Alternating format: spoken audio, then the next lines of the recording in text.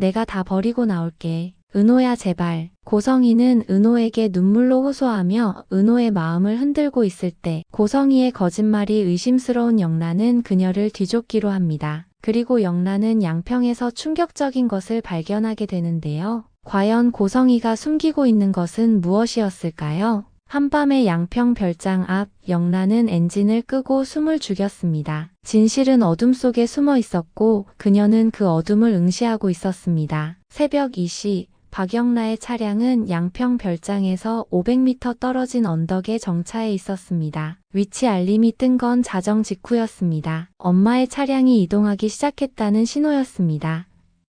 영란은 즉시 이지환에게 연락했고 두 사람은 30분 만에 양평으로 출발했습니다. 하지만 영란은 별장 바로 앞까지 가지 않았습니다. 대신 별장이 내려다 보이는 언덕에 차를 세웠습니다. 영라야, 더 가까이 갈까? 이지환이 조심스럽게 물었습니다. 하지만 영란은 고개를 저었습니다. 여기가 좋아. 여기서 다 보여. 영란은 트렁크에서 준비해온 장비들을 꺼냈습니다. 카메라 2대와 방향 마이크, 보조 배터리. 엄마가 수상했던 그날부터 준비해둔 것이었습니다. 오빠, 이 카메라 하나는 별장 정문 쪽에 설치해줘. 알았어. 이지환은 검은 옷을 입고 조심스럽게 언덕을 내려갔습니다. 10분 후 돌아온 그는 고개를 끄덕였습니다. 영란은 노트북을 열어 카메라 화면을 확인했습니다. 별장 정문이 선명하게 보였습니다. 두 번째 카메라는 차량 대시보드에 고정했습니다. 그리고 방향 마이크를 창문 밖으로 향하게 설치했습니다. 오빠, 내가 멈추라 할 때까지 절대 끼어들지 마. 무슨 일 있어도 부를 때까지 기다려줘. 근데 영라야, 위험하면 바로 말해. 그래도 안 돼. 내가 부르기 전엔 절대. 이지환은 잠시 망설이다 고개를 끄덕였습니다. 영란은 노트북 화면을 응시했습니다. 별장은 조용했습니다. 1층 거실에만 불이 켜져 있었습니다. 새벽 2시 40분 화면에 움직임이 잡혔습니다. 하얀색 소형 승용차가 별장으로 들어오고 있었습니다. 저게 은호차야. 차량은 별장 정문 앞에 멈췄습니다. 운전석 문이 열리고 은호가 내렸습니다. 영란은 화면을 최대한 확대했습니다. 은호의 얼굴에는 피곤함이 가득했습니다. 은호는 초인종을 눌렀습니다. 잠시 후 별장 문이 열렸습니다. 고성이가 나타났습니다. 두 사람은 잠시 서로를 바라보다 고성이가 은호를 안으로 안내했습니다. 영란은 방향 마이크로 소리를 최대한 키웠습니다. 하지만 별장 안은 방음이 잘 돼 있었습니다. 잡음뿐이었습니다. 다만 단어 몇 개가 간신히 걸렸습니다. 영란은 속으로 중얼거렸습니다. 보였어. 그런데 왜 아무 소리도 안 들려? 화면으로는 볼 수 있지만 소리는 거의 들을 수 없었습니다. 영란은 녹화 버튼을 눌렀습니다. 30분이 지났습니다. 그때 또 다른 차량이 별장으로 들어왔습니다. 뭐야 또? 검은색 대형 승용차였습니다. 고급 차량이었습니다. 차는 별장 측면 주차장으로 들어갔습니다. 운전석에서 남자 한 명이 내렸습니다. 영란은 카메라를 그 남자에게 맞췄습니다. 40대 후반으로 보이는 남자였습니다. 정장을 입고 있었고 가방을 들고 있었습니다. 저 남자는 누구야? 영란은 차량 번호판을 확대해서 촬영했습니다. 10분 후 별장 2층 서재에 불이 켜졌습니다. 두 개의 실루엣이 창문에 비쳤습니다. 고성이와 그 남자였습니다. 영란은 방향 마이크를 2층 서재 창문으로 향하게 조정했습니다. 소리를 최대로 키웠습니다. 희미하게 웅얼거림이 들려왔지만 단어를 구분하기 어려웠습니다. 배경 잡음과 섞여 있었습니다. 영란은 녹음 소리 크기를 확인했습니다. 다행히 녹음이 되고 있었습니다. 나중에 잡음을 빼고 소리를 키우면 뭔가 더 들릴지도 모른다고 생각했습니다. 남자는 10분 정도 머물다 별장을 나갔습니다. 차를 타고 떠나는 그의 모습을 영란은 끝까지 촬영했습니다. 그리고 그 남자의 손목에 뭔가 반짝이는 게 보였습니다. 영란은 그 장면을 캡처해서 확대했습니다. 손목에 단추 장식, 날개 달린 사자 같은 문양이었습니다. 이 문양 어디서 본 것 같은데? 영란은 그 이미지를 휴대폰으로 옮겨 저장했습니다. 새벽 4시 은호가 별장에서 나왔습니다. 고성이가 문 앞까지 나와 은호를 배웅했습니다. 두 사람은 잠시 포옹했습니다. 그리고 은호는 차에 탔습니다. 영란은 은호의 차량이 떠나는 모습을 촬영했습니다. 그리고 고성이가 별장 안으로 들어가는 모습까지 모두 기록했습니다. 끝났어. 철수해. 이지환이 다시 언덕을 내려가 카메라를 회수했습니다. 영란은 노트북과 장비들을 정리했습니다. 돌아가는 길 영란은 녹음 파일을 다시 들어봤습니다. 대부분 잡음이었지만 몇 군데서 희미한 단어 조각들이 들렸습니다. 뭔가 중요한 이야기가 오갔다는 느낌만 받았습니다. 영란은 결심했습니다. 내일 아침 엄마에게 직접 물어보겠다고. 같은 날 오전 10시 지은호는 병원 의무기록실에 도착했습니다. 공여자 취소 뒤 멈춘 절차, 나는 대기 재등록과 대리 서류 진짜인지를 확인하러 왔습니다. 의무기록실 창구에서 은호는 직원에게 말했습니다. 안녕하세요. 한우진 환자 관련해서 연락받고 왔습니다. 아, 네. 잠시만요. 직원은 컴퓨터를 확인하더니 파일을 꺼냈습니다. 두꺼운 서류 뭉치였습니다. 보호자이신가요? 네, 제가 환자의 동생입니다. 신분증 좀 보여주시겠어요? 은호는 신분증을 내밀었습니다. 직원이 신분증을 확인하고 고개를 끄덕였습니다. 확인됐습니다. 그런데 한 가지 문제가 있어서 연락드렸는데요. 직원은 서류 뭉치에서 한 장을 꺼냈습니다. 보호자 동의서였습니다. 이 보호자 동의 원본대 조필에서 도장 위치와 서명 필체가 불일치합니다. 네, 무슨 말씀이세요? 은호는 서류를 받아들었습니다. 보호자 동의서였습니다. 하지만 은호는 이 서류를 본 적이 없었습니다. 서류는 손을 많이 탔고 도장 자국이 미세하게 어긋나 있었습니다. 이건 제가 서명한 게 아닌데요. 네, 그래서 확인이 필요합니다. 여기 보시면 보호자 칸에 대리 제출 코드가 찍혀 있습니다. 직원이 서류의 특정 부분을 가리켰습니다. 작은 글씨로 L-REP-47이라는 코드가 찍혀 있었습니다. 이게 뭔가요? 법정 대리인은 아니고요. 보호자를 대신해서 서류를 제출한 대리인이라는 뜻입니다. 보통 법률사무소나 법률 대리인이 이런 대리 코드를 받아서 처리하는 경우가 있습니다. 은호는 얼어붙었습니다. 법률사무소, 법률 대리인? 은호는 그런 사람을 고용한 적이 없었습니다. 그럼 이 서류는 누가 낸 거예요? 저희도 정확히는 모릅니다. 다만 직원은 잠시 망설이다 낮은 목소리로 말했습니다. 이 서류 외부 법률사무소 팩스 라인으로 들어왔어요. 보통은 보호자가 직접 오시거나 이메일로 보내시는데 이 케이스는 특이하게 팩스로 왔습니다. 은호는 손이 떨렸습니다. 외부 법률사무소, 팩스, 도대체 누가 자신을 대신해서 이런 서류를 제출한 걸까요? 팩스 어디서 온 건지 알 수 있나요? 그건 제가 직접 확인은 못하고요. 상급자에게 문의하셔야 할 것 같습니다. 지금 문의할 수 있을까요? 잠시만 기다려주세요. 직원은 자리를 떠났고 5분 후 과장으로 보이는 사람과 함께 돌아왔습니다. 안녕하세요. 의무기록과 김 과장입니다. 무슨 문제가 있으신가요? 은호는 상황을 설명했습니다. 김 과장은 서류를 검토하더니 고개를 끄덕였습니다. 아, 이 케이스군요. 저도 이상하다고 생각했습니다. 팩스 헤더를 확인해보니 GH 법률사무소라는 곳에서 왔더라고요. GH 법률사무소요? 네, 법률사무소인 것 같은데 정확한 정보는 저희도 없습니다. 다만 공여자 취소 이후 대기 재등록 절차를 진행하려면 이대리 제출 서류의 진위 확인이 필요해서 연락드린 겁니다. 은호는 머리가 복잡해졌습니다. GH 법률사무소. 은호는 그 이름을 들어본 적이 없었습니다. 제가 이 팩스 원본을 볼 수 있을까요? 가족분이 맞으셔서 사본 가능해요. 잠시만요. 김 과장은 다시 안으로 들어갔고 가족 본인 확인을 마친 뒤 사본 교부 절차가 바로 진행됐습니다. 몇 분 후 사본을 들고 나왔습니다. 여기 있습니다. 필요하시면 가져가셔도 됩니다. 여기 찍힌 대리 코드도 확인되네요.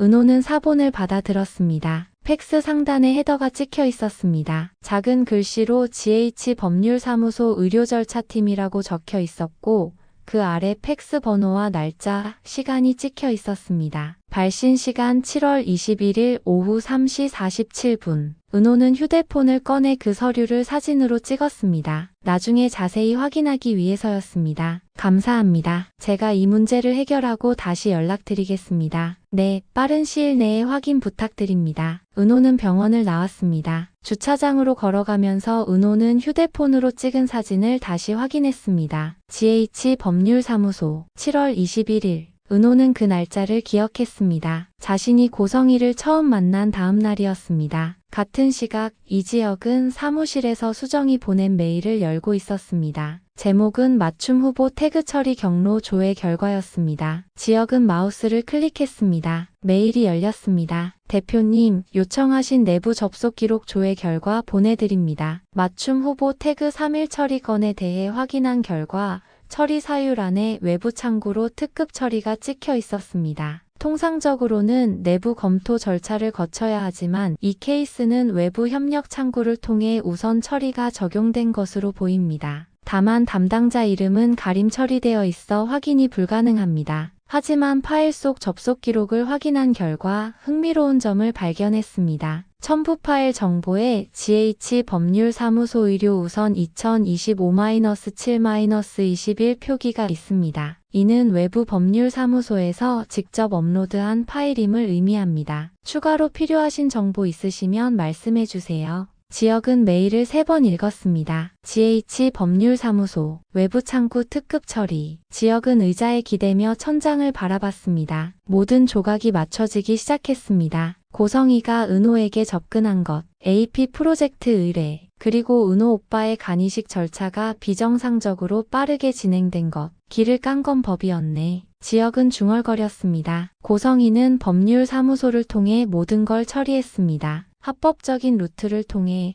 하지만 비정상적인 속도로. 지혁은 GH법률사무소를 검색했습니다. 여러 검색 결과가 나왔습니다. GH법률사무소는 대형 로펌이었습니다. 주요 고객은 재벌 기업과 재단이었습니다. 지혁은 법률사무소의 주요 고객 리스트를 확인했습니다. 공개된 정보는 많지 않았지만 몇몇 재단과 기업 이름이 보였습니다. 그 중에서 지혁은 한 이름을 발견했습니다. 주요 거래처 재단회 다수, 고성희가 운영하는 재단이었습니다. 지혁은 화면을 보며 입술을 깨물었습니다. 연결고리가 보였습니다. 고성희는 자신의 재단이 거래하는 법률사무소를 통해 은호 오빠의 간이식 절차를 밀어붙인 겁니다. 믿고 싶었습니다. 하지만 기록은 늘 냉정했습니다. 지혁은 수정에게 답장을 보냈습니다. 수정아, 수고했어. GH법률사무소가 우리 병원 시스템에 접근할 수 있는 권한이 언제부터 있었는지 추가 확인 부탁해. 몇 분 후 수정에게서 답장이 왔습니다. 대표님, 확인했습니다. GH법률사무소의 시스템 접근 권한은 7월 15일에 생성됐습니다. 승인자는 우리 병원 이사회입니다. 지혁은 달력을 펼쳤습니다. 7월 15일.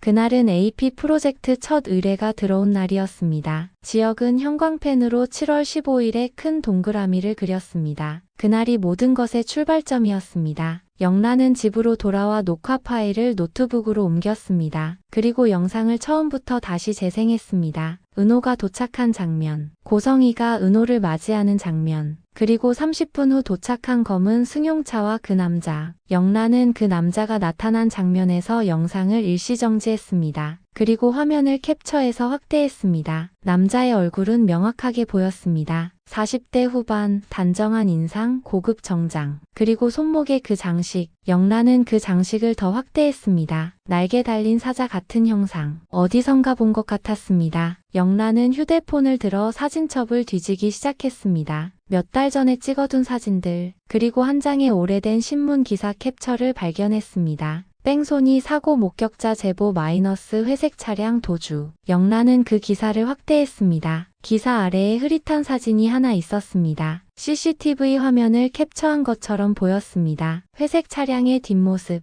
그리고 운전석 창문 너머로 보이는 흐릿한 실루엣. 영란은 그 실루엣의 손목 부분을 확대했습니다. 매우 흐릿했지만 뭔가 반짝이는 게 보였습니다. 영란은 두 이미지를 나란히 놓고 비교했습니다. 양평 별장에서 찍은 남자의 문양과 뺑소니, 기사 속 실루엣의 손목. 문양이 비슷한 것 같은데 정확히 같다고 단정할 순 없었지만 유사성은 있어 보였습니다. 영란은 가슴이 두근거렸습니다. 이 사고는 엄마의 과거와 연결돼 있는 걸까요? 영란은 다시 녹화 파일로 돌아왔습니다. 그리고 방향 마이크로 녹음된 오디오 파일을 열었습니다. 오디오를 재생했습니다. 처음엔 잡음만 들렸습니다. 영란은 잡음을 빼고 소리를 키웠습니다. 그러자 희미하게 대화의 조각들이 들리기 시작했습니다. 계약서는 남자의 목소리 같았습니다. 확인나요? 고성희의 목소리 같았습니다. 네, 철이. 대화의 전체 맥락을 파악하기는 어려웠지만 분명 뭔가 중요한 거래에 대해 이야기하고 있었습니다. 영란은 오디오를 여러 번 들었습니다. 그리고 몇 개의 단어 조각을 메모했습니다. 마이너스 계약서, 마이너스 처리, 마이너스 확인. 명확하지 않았지만 고성희와 그 남자가 뭔가를 거래하고 있다는 건 분명했습니다. 영란은 노트에 키워드들을 정리했습니다. 마이너스 정장 남자 GH 법률사무소, 마이너스 그 문양, 마이너스 뺑소니 기사 엄마의 과거. 영란은 펜을 내려놓고 창밖을 바라봤습니다. 조각들이 흩어져 있었지만 분명 하나의 그림을 이루고 있었습니다. 영란은 신문사 아카이브에 문의 메일을 보냈습니다. 뺑소니 사고 기사의 원본 자료를 구하기 위해서였습니다. 다음 날 새벽, 지혁은 은호의 집 앞에 차를 세웠습니다. 시계를 보니 새벽 5시였습니다. 너무 이른 시간이었지만 지혁은 더 이상 기다릴 수 없었습니다. 지혁은 은호에게 전화를 걸었습니다. 벨소리가 여러 번 울렸습니다. 그리고 은호가 전화를 받았습니다. 여보세요?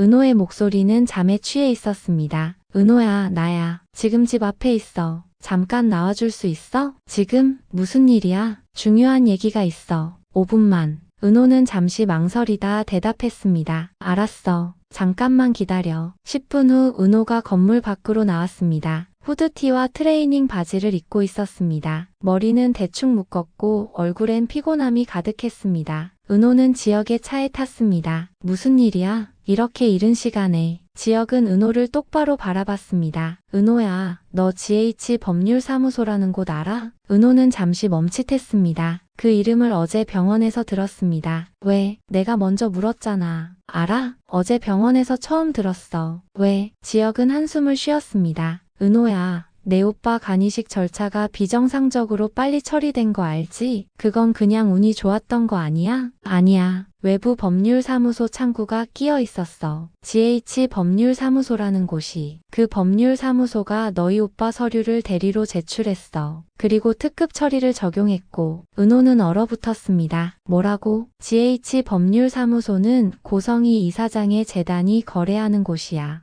은호는 머리가 복잡해졌습니다. 어제 병원에서 들은 이야기와 지금 지혁이 하는 이야기가 모두 일치했습니다. 나 모르는 일이야. 은호야, 나는 지금 너를 의심하는 게 아니야. 다만 누군가 너를 이용해서 오빠의 절차를 밀어붙였다. 그 배우가 고성희일 가능성이 높아. 나한테 왜 이렇게 따지는 거야? 은호의 목소리가 높아졌습니다. 따지는 게 아니라 확인하는 거야. 너도 모르는 사이에 이런 일이 벌어졌다면 그건 문제잖아. 문제면 어쩌라고? 나도 어제 병원에서 처음 알았다고. 은호는 답답했습니다. 자신도 이 모든 상황이 혼란스러웠습니다. 내가 고성이랑 짜고 뭔가 꾸민 거냐고 의심하는 거잖아. 그렇게 말하는 거잖아. 그런 게 아니라. 그럼 뭔데? 은호는 차 문을 열고 내렸습니다. 나 들어갈게. 정리 좀 할 시간 줘. 은호는 차 문을 닫고 건물 안으로 들어갔습니다. 지혁은 은호의 뒷모습을 바라보며 한숨을 쉬었습니다. 차 안은 조용했습니다. 지혁은 핸들을 움켜쥐고 한참을 그렇게 앉아 있었습니다. 은호는 집에 돌아와 소파에 주저앉았습니다. 머리가 복잡했습니다. 지혁의 말, 병원에서 들은 이야기, 그리고 고성희. 은호는 휴대폰을 꺼내 어제 병원에서 찍은 사진을 다시 확인했습니다. 팩스 원본 사본, 상단 헤더에 GH 법률사무소 의료절차팀이라고 적혀 있었습니다. 그리고 팩스 발신 시간 7월 21일 오후 3시 47분. 은호는 달력 앱을 열어 7월을 확인했습니다. 은호는 날짜들을 보며 가슴이 답답해졌습니다. 모든 게 너무 빠르게 진행됐습니다. 그리고 그 중심엔 고성희가 있었습니다. 은호는 고성희에게 문자를 보내려다 멈췄습니다. 뭐라고 써야 할까요? 은호는 결국 문자를 보내지 않았습니다. 대신 사진을 저장했습니다. 나중에 직접 만나서 물어보기로 했습니다. 은호는 노트북을 열어 GH 법률사무소를 검색했습니다. 대형 법률사무소였습니다. 주요 업무 분야는 기업법무, 재단법률 자문, 의료소송 등이었습니다. 은호는 다시 팩스 사진을 확대했습니다. 헤더 하단에 작은 글씨로 더 많은 정보가 적혀 있었습니다. K, S, 이니셜이었습니다. 다만 이니셜이 누구인지는 단정할 수 없었습니다. 고성희일 수도 있고 법률사무소의 다른 담당자일 수도 있었습니다. 은호는 혼란스러웠습니다. 고성희가 자신을 도와준 건 감사한 일이었습니다. 하지만 왜 몰래 했을까요? 왜 직접 말하지 않았을까요? 그리고 가장 중요한 질문 고성이는 왜 이렇게까지 한 걸까요? 같은 날 오전 11시 박영란은 양평 별장으로 향했습니다. 이지환이 운전하는 차를 타고 영란은 어젯밤 녹화한 영상을 다시 보고 있었습니다. 영라야, 정말 가는 거야? 이지환이 조심스럽게 물었습니다. 응, 오늘은 끝을 봐야겠어. 영라의 목소리는 단호했습니다. 차는 1시간 만에 양평 별장에 도착했습니다. 영라는 차에서 내려 별장 정문으로 걸어갔습니다. 그리고 초인종을 눌렀습니다. 잠시 후 초인종 스피커에서 고성희의 목소리가 들렸습니다. 누구세요? 엄마, 나 영라. 영라야, 왜 여기 왔어? 문 열어줘. 할 말이 있어. 잠시 침묵이 흘렀습니다. 그리고 문이 열렸습니다.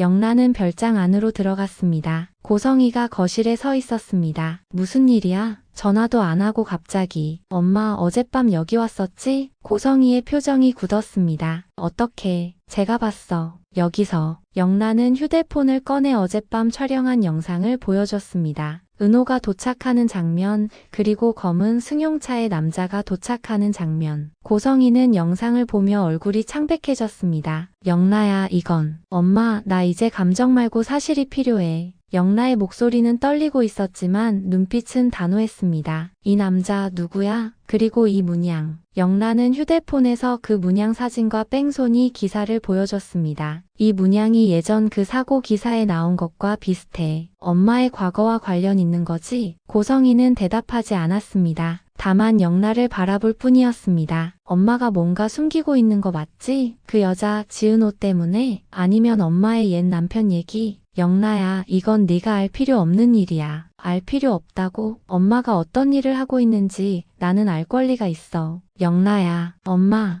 영라의 목소리가 별장 안에 울렸습니다. 고성희는 한숨을 쉬며 소파에 앉았습니다. 선 넘지 마, 영라. 고성희의 목소리는 차갑고 단호했습니다. 평소에 따뜻한 엄마가 아니었습니다. 재단 이사장의 목소리였습니다. 영라는 그 목소리에 주춤했습니다. 하지만 물러서지 않았습니다. 선? 엄마가 만든 선이면 엄마가 지켜. 나는 진실만 볼게. 고성희는 영라를 바라보며 천천히 말했습니다. 영라야, 제발. 오늘은 그만 가자. 고성희의 눈에 눈물이 맺혔습니다. 그 순간 고성희의 손이 잠시 떨렸습니다. 지키려 했을 뿐이야. 그 말은 끝내 입 밖으로 나오지 않았습니다. 영라는 그 눈물을 보며 멈칫했습니다. 그때 별장 2층에서 소리가 들렸습니다. 발소리였습니다. 누군가 2층에서 움직이고 있었습니다. 영라는 깜짝 놀라 계단을 바라봤습니다. 엄마, 누가 또 있어? 네가 알 필요 없어. 엄마. 영라가 계단으로 걸어가려는 순간 고성희가 영라의 팔을 잡았습니다. 영라야, 제발. 오늘은 그만 가자. 2층 복도에 누군가의 그림자가 스쳤습니다. 영라와 고성희, 그리고 시청자 모두가 그 그림자를 목격했습니다. 하지만 그 사람은 계단으로 내려오지 않았습니다. 그림자는 천천히 움직이다 다시 어둠 속으로 사라졌습니다. 영라는 그 그림자를 보며 온몸이 굳었습니다. 엄마, 저게 누구야? 고성희는 대답하지 않았습니다. 다만 영라의 손을 꼭 잡을 뿐이었습니다. 영라는 더 이상 물을 수 없었습니다. 엄마의 눈물을 보니 더 이상 밀어붙일 수가 없었습니다. 알았어. 오늘은 가겠어. 하지만 엄마, 언젠가는 말해야 해. 엄마의 과거 얘기 이제는 정면으로 물을게. 영라는 고성희의 손을 놓고 별장을 나왔습니다. 차에 탄 영라는 한참 동안 별장을 바라봤습니다. 2층 창문에는 커튼이 흔들리고 있었습니다. 누군가 그곳에서 자신을 보고 있는 것 같았습니다. 커튼이 다시 붙었습니다. 그뿐이었습니다. 그날 저녁 지혁은 사무실에서 자료를 정리하고 있었습니다. 지혁은 날짜 시간 문서를 표로 정리했습니다. 지혁은 화면을 보며 패턴을 찾으려 했습니다. 연결고리는 보였지만 아직 결정적인 증거는 없었습니다. 한편 은호는 집에서 병원 코디네이터와 통화하고 있었습니다. 어제 의무기록실에서 받은 명함에 적힌 번호였습니다. 네, 보호자 대리 접수건 문의드리려고 전화드렸는데요. 아, 그건 말씀이시군요. 제가 그날 담당이었는데 기억나네요. 혹시 그 대리인분이 어떻게 오셨는지 기억하세요? 네, 회색 차량으로 오셨어요. 고급 승용차였던 걸로 기억합니다. 회색 차량이요? 네. 그리고 팩스는 GH법률사무소에서 먼저 보내주셨고 그분이 원본을 직접 가져오셨어요. 은호는 메모를 하며 물었습니다. 혹시 그분 인상 기억하세요? 글쎄요, 40대 후반쯤 되어 보였고 정장 입으셨고 손목에 특이한 거 하고 계셨어요. 반짝반짝하던 게 기억나네요. 은호는 가슴이 철렁했습니다. 감사합니다. 은호는 통화를 끊고 생각에 잠겼습니다. 회색 차량, 반짝이는 손목 장식, GH 법률사무소. 같은 날, 같은 시간대, 이름만 다른 두 갈래가 한 점으로 모였습니다. 그때 휴대폰이 울렸습니다. 영라에게서 온 문자였습니다. 은호 씨, 혹시 시간 되시면 만나서 얘기할 수 있을까요? 중요한 정보가 있습니다. 은호는 당황했습니다. 영라, 왜 갑자기? 하지만 은호는 답장을 보냈습니다. 네, 가능합니다. 언제 어디서 만나야 해요? 그날 밤 영라는 자신의 방에서 어젯밤 촬영한 영상을 다시 보고 있었습니다. 특히 별장을 떠나기 전 차고를 지나가며 찍힌 장면을 확대했습니다. 차고에 오래 세워둔 회색 차량이 보였습니다. 영라는 그 차량의 번호판을 캡처했습니다. 그리고 휴대폰에 저장해둔 오래된 뺑소니 기사를 다시 열었습니다. 기사 속 CCTV 화면, 흐릿한 회색 차량의 번호판. 영라는 두 번호판을 나란히 놓고 비교했습니다. 완전히 선명하지는 않았지만 앞 두 자리가 비슷해 보였습니다. 이게 엄마의 옛 남편과 관련된 차일 수도 있어. 영라는 심호흡을 했습니다. 그리고 휴대폰을 들어 녹음 파일을 재생했습니다. 어젯밤 별장에서 녹음한 대화. 대부분 잡음이었지만 뭔가 중요한 이야기가 오갔다는 느낌은 받았습니다. 영라는 퍼즐을 맞추기 시작했습니다. 회색 차량, 그 문양, 뺑소니, 그리고 2층에서 들렸던 발소리. 영라는 노트북을 열어 엄마의 과거 기록을 다시 찾기 시작했습니다. 옛 남편 관련 자료, 장례식 기록, 보험금 수령 내역, 그리고 한 가지 이상한 점을 발견했습니다. 신원 확인 과정이 유난히 간략했습니다. DNA 검사도 없었고 치과 기록 대조도 없었습니다. 영라의 머릿속에 확인 절차의 허술함이 던진 질문이 자라났습니다. 영라는 화면을 멈춘 채 속삭였습니다. 엄마, 그 사람 얘기 처음부터 다시 할게. 영라의 눈빛이 변했습니다. 더 이상 의심이 아니었습니다. 질문이었습니다. 답을 찾아야 하는 질문이었습니다. 영라는 그날 밤 잠들지 못했습니다. 이번화 진실의 조각들이 흩어진 회였습니다. 영라는 양평에서 의문의 남자와 그 문양을 포착했고 지역은 GH 법률사무소와 고성이 재단의 연결고리를 발견했고 은호는 병원에서 대리코드와 팩스를 확보했습니다. 하지만 아직 결정적인 증거는 없었습니다. 모든 건 정황과 의혹이었습니다. K, S 라는 이니셜, 회색 차량의 번호판, 희미한 녹음 파일. 조각들은 있지만 완전한 그림은 보이지 않았습니다. 지역과 은호의 관계는 첫 파열음을 냈습니다. 믿어줘라는 말로는 더 이상 버틸 수 없었습니다. 의혹이 쌓여가고 서로에 대한 신뢰가 흔들리고 있었습니다. 그리고 양평 별장 2층의 그림자. 그 정체는 누구일까요? 영라가 목격한 그 그림자는 고성희의 과거를 아는 인물일 수도 있었습니다. 정체불명의 누군가가 그곳에 숨어 있었습니다. 다음 화에서는 양평 별장 2층의 인물, 그 정체가 조금씩 드러나기 시작할 것입니다. 모든 길은 양평으로 향합니다. 다음은 문이 열립니다. 오늘 이야기는 여기까지입니다. 구독과 좋아요 부탁드립니다. 다음 회에서 흩어진 조각들이 하나로 모이기 시작합니다.